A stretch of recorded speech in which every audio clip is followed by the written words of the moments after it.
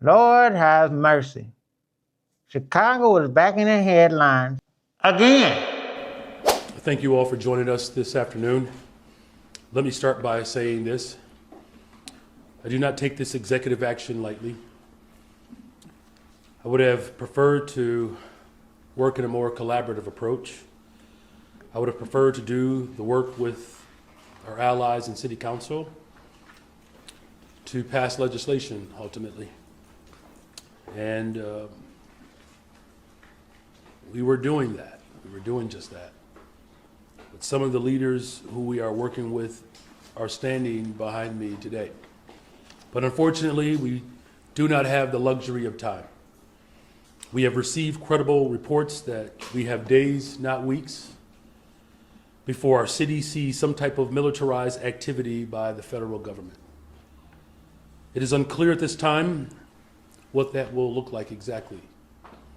We may see militarized immigration enforcement. We may also see National Guard troops. We may even see active duty military and armed vehicles in our streets. We have not called for this. Our people have not asked for this.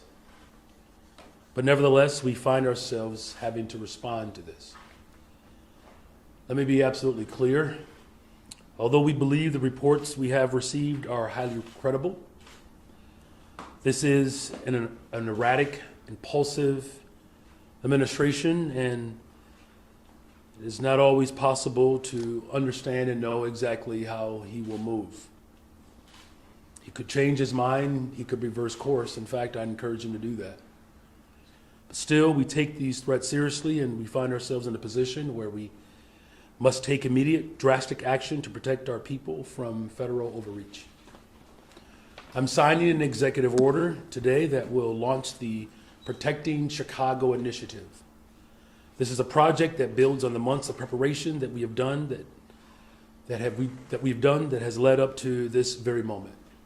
Protecting Chicago will ensure that every Chicagoan knows their rights, that every single family is prepared, and every part of city government is directed to protect the people of Chicago from federal action.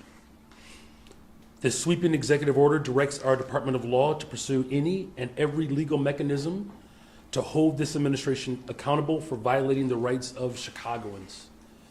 This order affirms that the Chicago Police Department will not collaborate with military personnel on police patrols or civil immigration enforcement.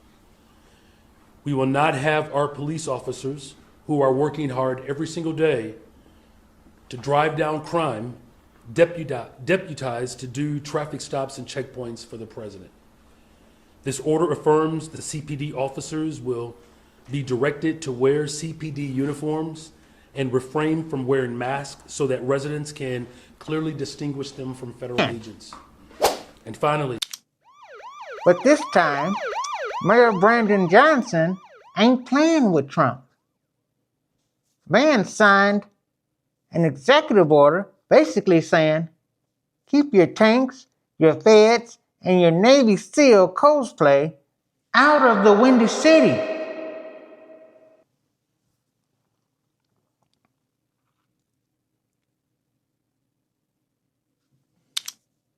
That's right. Mayor Johnson put his pen to paper and launched the Protecting Chicago initiative. Translation: federal troops and ICE agents, stay in your lane. Chicago ain't no movie set for Trump's political stunts. And get this, Johnson said CPD ain't rolling with no federal joint patrols. Nope. Chicago police answers to Chicago, not Washington, D.C. You're not about to see ICE and Chicago police walking down Madison Street like it's some Avengers team up.